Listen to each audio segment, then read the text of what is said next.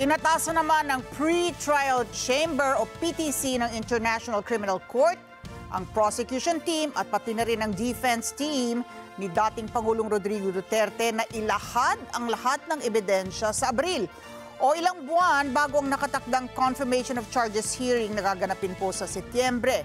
Ang kautusan ay kaugnay po ng paglilitis sa kasong murder as a crime against humanity, kaugnay po ng extrajudicial killings umano na naganap sa ilalim ng implementasyon ng war on drugs ng dating Pangulo.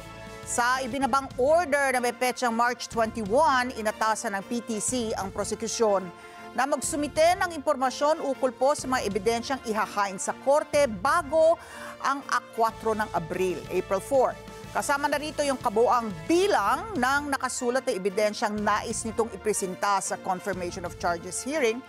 Gayon din ang bilang ng pahina nito at orihinal na lengguwahe ng ebidensya, gayon din ang wikang gagamitin sa pagsasalin o translation nito.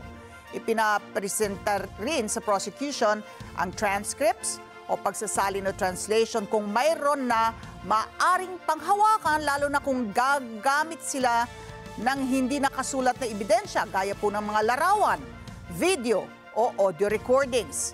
Nais din malaman ng PTC o Pre-Trial Chamber kung ilan at aling uri po ng ebidensya ang maaaring ibunyag ng walang pagbabago o redactions at ilan ang testigo, kung mayroon man, ang balak na ipatawag bilang saksi para tumestigo ng personal o viva voce.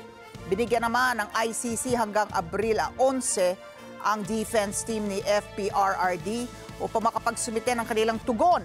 Kabilang na po ang posibleng stratehiyang gagamitin nila, kasama na rin ang opinyon kaugnay ng impormasyon na isusumite ng prosekusyon.